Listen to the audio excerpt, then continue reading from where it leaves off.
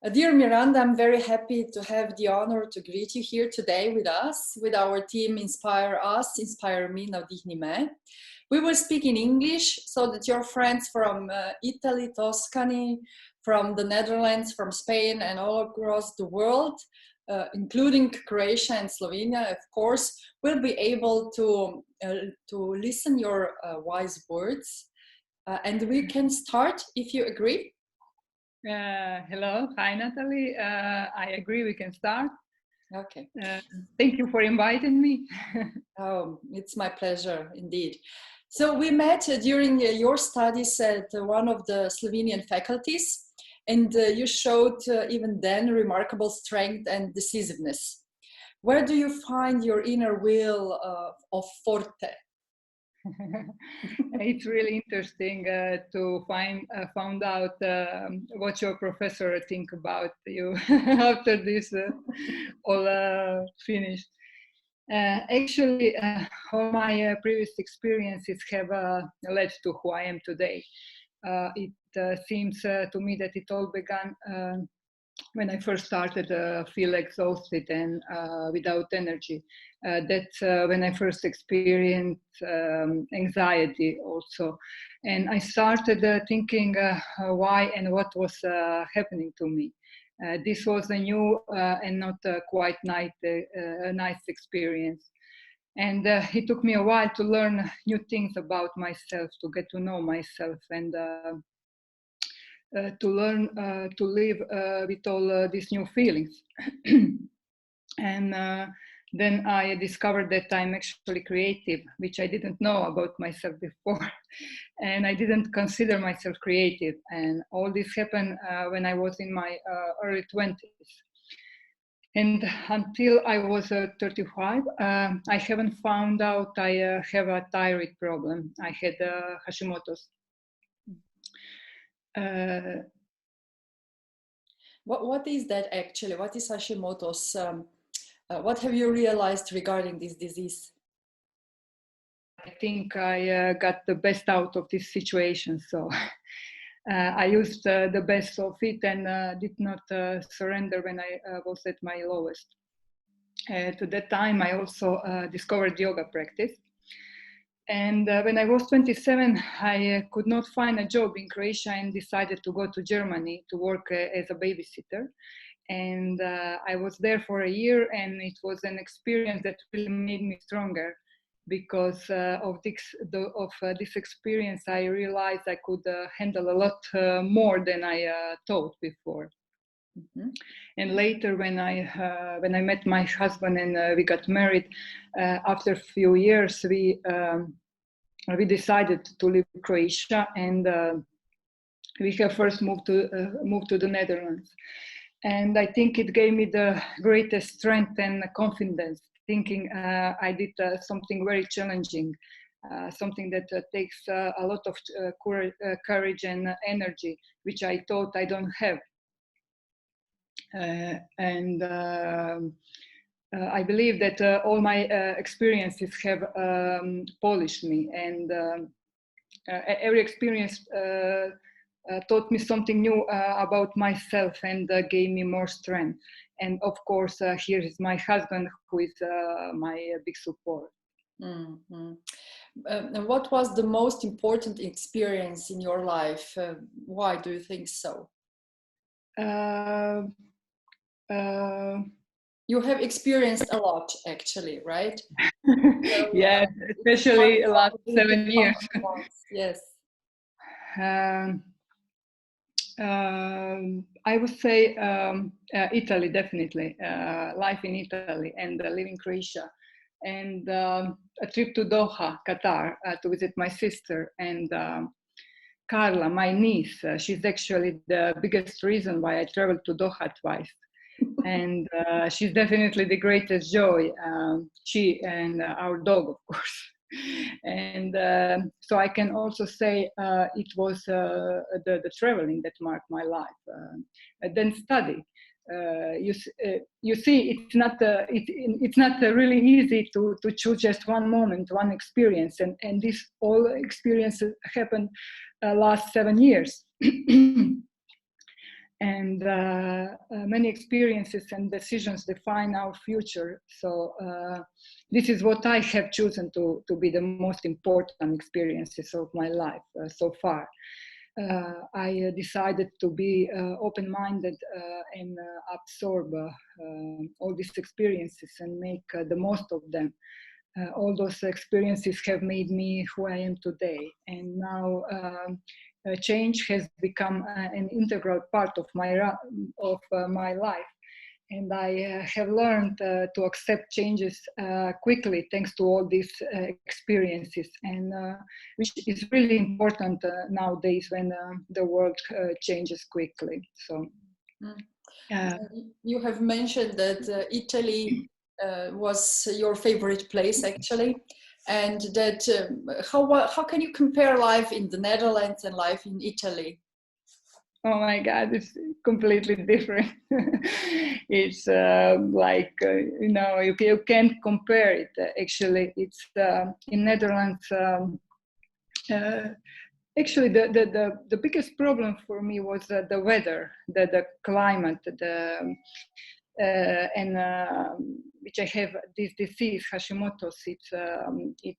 I'm very sensitive to cold. This is one of the symptoms. So being in a house most of the time, not have so many friends, not be able to go outside. This was quite. It affected our quality of life. So, and Italy is completely different. It's full of life. It's different than Croatia. People are really different. Although Croatian people like to think that we and Italian people are really similar. But I would say that yeah, we have some similarities, but they're pretty different. They're more open-hearted, I would say. So yeah, actually, Netherlands it's one of the country which is really it's an organized country, and Italy it's not. But I would prefer to live in Italy. This is interesting because you're very structured, right? You are a very organized person, as far as I could tell from our interactions. Everything is, you know, sorted out. Everything has its place. So it's interesting that actually you prefer Italy to the Netherlands. But okay, yeah, probably it has something to do with the cold. Yeah, not just the cold, but the yeah. I like Netherlands in some points, and but I would not choose it for my home country to be my you know, forever home. Okay, I get it.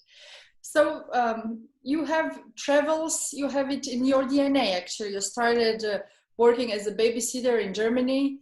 Then you moved with your husband to the Netherlands, and then to Italy and back and forth. And you should go to Spain, but you are not in Spain at the moment, are you? No. First, as you said, first we moved to the Netherlands, and after 3 years, I think we moved to the Italy for 2 years. For the next 2 years, and because of my husband's job, we have to move to the Netherlands again. So actually, during this traveling back and forth, we visit Italy. Many times, because it was hard for us to be in Netherlands all the time, and now we should go to Spain because of the job, of course, because we still depend of his job, and but Corona started, coronavirus, and actually at that moment we were in Italy. and we came back, I think, 5 days before borders was closed. Mm-hmm. So now we are waiting for new adventure, new life, and everything is on hold now. But you will be going to Spain, or is this? Yeah, for now we are going to Spain. My husband work online remotely for them, and for now everything is okay. So yeah, I hope so. Yeah, sure. Do you speak Spanish already? Can you speak some Spanish? Spanish is one of my favorite language. I studied for 5 years, and finally I will have opportunity to speak it finally. Into which part of Spain are you going to? We're going to Galicia. Oh, nice. Yes, in north west part of the Spain. It's not south, but I hope it will be much better than Netherlands. Yeah, I think you will enjoy it. It's yeah, okay if you like the warmth. It's not so hot as at the south, but it's more green, so it's probably, for you and the dog, it's better. Yes, I hope so. But one of the problem is, especially when you are with a dog and with how the two countries are connected with the air traffic. For us, Belina, which is live here, she's a old lady and she's 14. And when we are not, when we don't have a direct flight, we are always anxious how she will react, and she's not too happy to travel in a cargo because she has 20 kilos and she has to be in cargo. She can be with us in the cabin. So this is quite what bothers me at the moment. How especially now after corona crisis, how the air traffic will be held after this. So before we have to travel split Madrid Vigo. This is a small town where we should stay. And after this, I don't know what will be. What to expect, actually, right? Yeah, but it's an open question. We shall see what will bring the future. Yes. Yeah. Yes. Perhaps you will have to go by car at the end of the day. It's a long travel, yeah. But you can make, you can make a pit stop in Italy. Then you can, prolong it a bit into France, and then afterwards to Spain. So it's not only the flight over there, but it's the travel there that can be an experience. Yes, yeah, of course. But we also thought about this, but the problem is that if we go with our car, it's a really long trip. We have to come every year with a car to solve all papers. Every once a year in Croatia you have to register a car. So it would be 3-4 days trip 2 times per year. So it would be pretty exhausting, especially for me. I'm always traveling with the plane because it's much quicker. And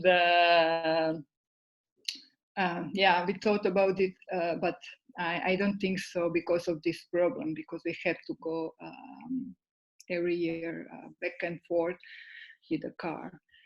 So okay, we will see, right? We will see. Yeah. So you've mentioned several times that you have Hashimoto's. What is that actually? How did it affect your life? What have you learned from this disease? Or what have you changed in your life because of it? Actually, Hashimoto's is an autoimmune disorder that damages the thyroid gland. It is the most common cause of underactive thyroid, and symptoms are countless. Feeling tired, feeling cold, weight gain, heavy and painful periods, anxiety, panic attacks, depression, and many, many more. And in my case, I was skinny and could not gain weight. And other than that, there was anxiety, extreme tiredness, dizziness, extremely heavy and painful periods, and swelling in my joints, especially in the morning. And I'm getting tired quickly, and sometimes I have a muscle weakness, dry skin and hair, memory problems, and difficulty concentrating, and so on. And I have to admit that it was sometimes challenging studying for me. And so one more reason I'm more than happy with my marks. And also I had to stop taking dance lessons.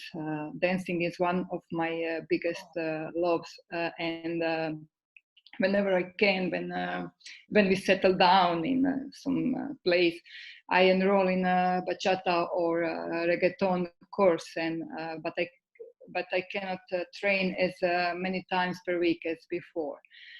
And Hashimoto made me start listening to my body, and when I do, then my Hashimoto and I generally get along very well. And I realized that diet is also very important, but also exercise. Yoga helped tremendously, and I pay attention to what my body is saying, and I try to act accordingly. So I can say that Hashimoto has changed me completely from a person who was always on the move, on the run, always full of energy. I have now become completely different. My energy and my strength are not unlimited, and my body needs a lot more rest than before.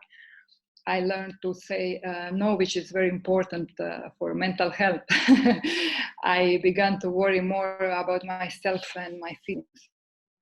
And I learned to stop when I'm tired, more or less. So. Perhaps the most important thing I have learned is to go, to do it despite the fear. Every time I must travel with a plane, I'm anxious. I don't feel comfortable in big airports with so many people. I prefer small airports. And I don't feel comfortable either in a small plane with so many people. And although our dog got used to travel by plane, I'm always anxious because of her, as I told before, especially because she doesn't enjoy it too much, and because of her health issues. But the most important thing is to go anyway. So not to let the fear win, not the let fear to be in charge. And when you feel anxious, get busy yourself with something, find something to do. So I think this is the most important thing that Hashimoto taught me so far. So how long, since when do you have this disease? How old were you then? This happened when I was in my 20s, as I said before, and I found out that I had Hashimoto's in my 30s. I think I was 35, and so basically 20 years maybe.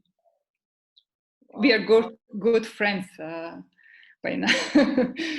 Yeah, I think 20 years because I found out at my 30s, but all these symptoms was started the years before, my early 20s. So you said you changed your diet. Yes. So how does that look like? What has changed? That it was really challenging, especially at first. I'm used to eat everything. I lived on sweets, you know, and I always was skinny. And suddenly I had to learn to eat differently, to completely change my diet.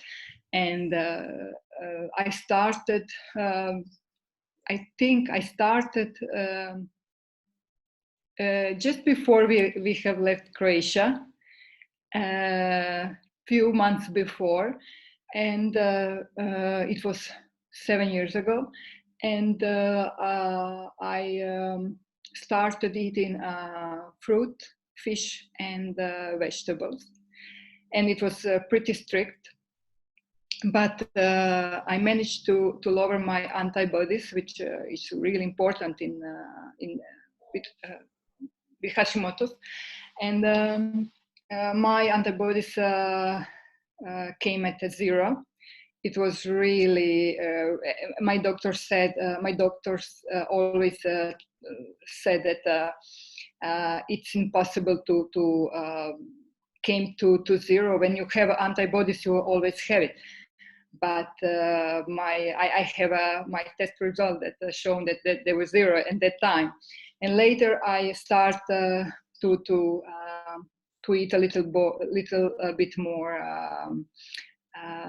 goat dairies, let's say goat dairies, and a little bit of sweet, but not too much as before. And then I must say that my antibodies came. They are a little bit higher, but not 1,000 as it was before. Now are around 50, 60. So it's pretty big change. And it's really challenging when you live like we live, and we are traveling all the time. And when you have to travel for hours, and you have to take your food and your drink, and I drink only water and teas, and it's yeah.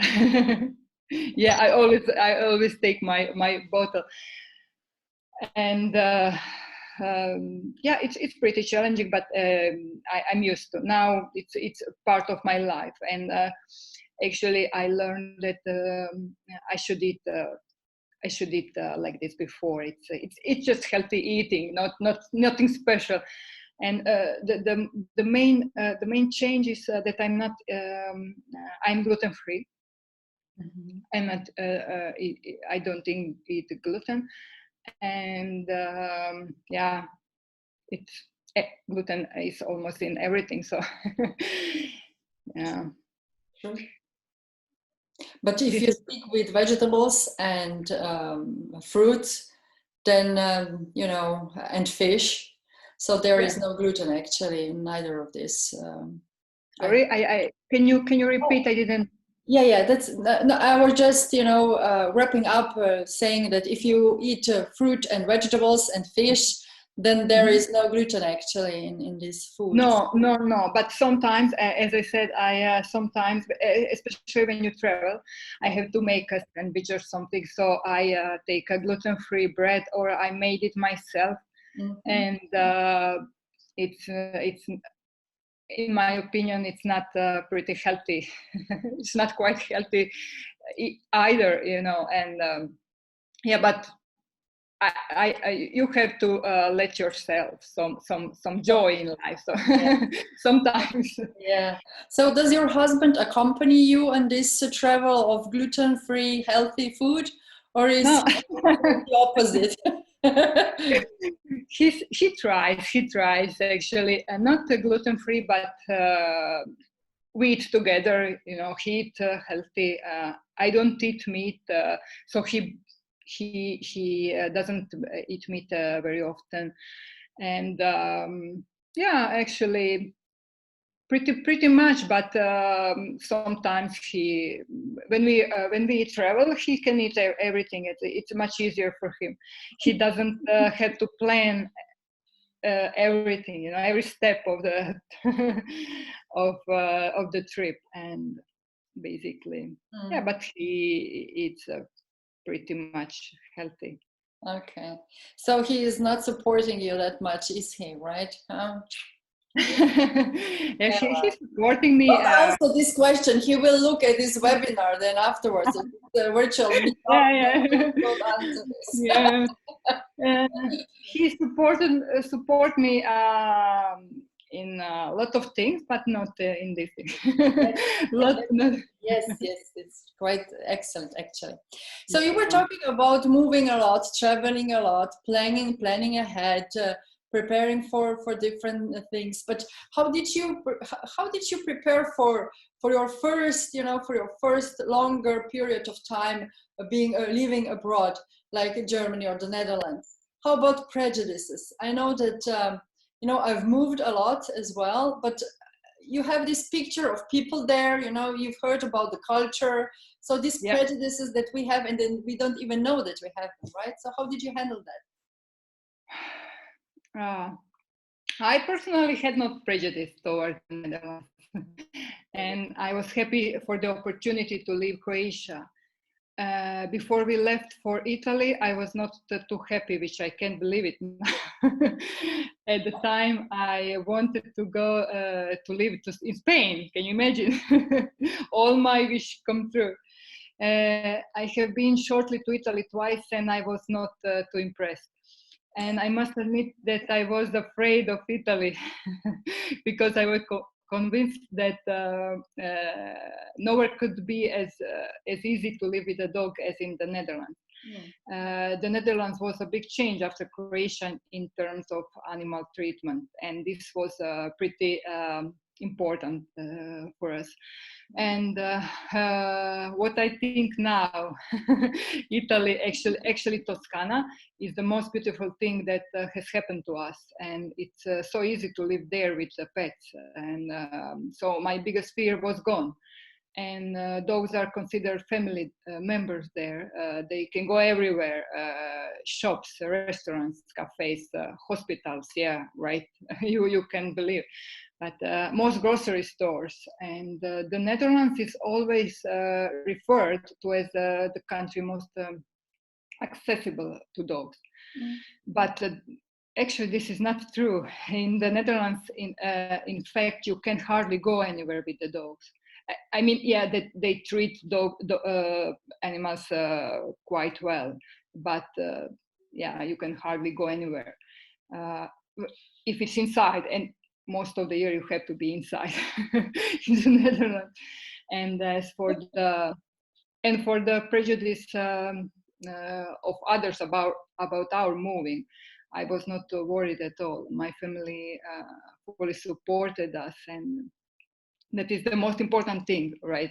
And although it was hard for them, because also my sister doesn't live in Croatia since she was 19. But I would have done it anyway, even if they didn't support me. But I'm happy they did. And for those who don't live in my shoes and don't pay my bills, I don't actually care. And their support or prejudice means a little to me. So you learn how to say no, and how to, you know, this is the border, you can't cross it. This is me and my life. It's very important. Yes. Yeah, it's very important, and for me, it's really important that it's completely different kind of independence, a completely different kind, and you can rely only on each other, you know, and it's hard to describe, and actually I prefer to live like this, because nobody interfere in our life. So I like to be, you know. Yeah, this is my space, right? This is my life. Yeah, exactly. Okay, this is quite interesting. I'm like this. I'm like this. I don't like anybody to interfere in my life. Yeah. So you're, my life, I'm the boss of my life. This is what I think. This is quite okay.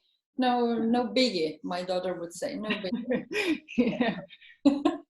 So, Hashimoto's changed you a lot, actually. I guess from what you've said. But it's quite not. It doesn't have to be. Actually, I'm much more calmer. How to say? I'm calm. Before I was always in the run. Always. It's not always bad thing. Yeah. So you are at peace with yourself, people would say. So with much more than before Hashimoto's, I must say. Mm-hmm. Yeah. So I don't even think about Hashimoto anymore. So maybe when I feel some symptoms, but I don't think about Hashimoto anymore. So you live with it. It's your friend, you said. Yeah. Companion. Yeah. It taught me lot of things. I learned a lot of myself. So.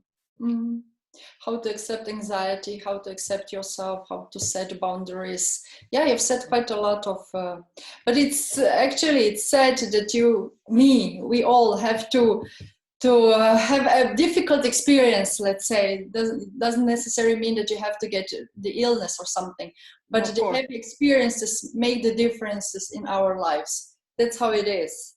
Yeah, of course. So where next? What Spain? How about you personally? Most likely. Yeah, but how about you personally? How about you professionally? How about you professionally? How about you personally? What is going to happen in the next few? Yes, Spain most likely for the next 2 or 3 years. Later we will see. I love Spanish, as I said before, and I'm sure that I will enjoy it. And our big wish was to go to the Caribbean, actually Costa Rica. But since we fell in love with Toscana, that desire has diminished, at least for now. We will see. And after all these experiences that had been enriched our life, we want to be open to new opportunities, not to go strictly, we have to do this, and for now we still depend on my husband's job, as I said before, and remote work therefore fits perfectly into our lifestyle. So now we are working on it. So hopefully this situation with the coronavirus maybe will bring some good changes in business too. So perhaps many job positions for which it is possible, of course, will become remote positions. And we just hope we won't have to go to the Netherlands anymore, because the climate is not right for us, and it's pretty affected the quality of life. And I'm very sensitive to cold, so I hope we will be able to choose where to live. So it would be for sure a country with a warm climate, and life flies, and so you have to do whatever it takes to turn the circumstances into your favor. And never wait for the situation to change it by self. It will not change unless you do something. It's important to act, and even if you are afraid, and even baby step, but it's important to move toward your goals. So our goals is work remotely and live wherever we want. So be the change you want to see in the world, right? Yeah. Dear Miranda, keep the smile. Thank you very much for being our guest today. Thank you. I hope to see you soon in person someday. Very soon. Yeah. Hopefully. Big kiss and hugs from me. Bye. Bye.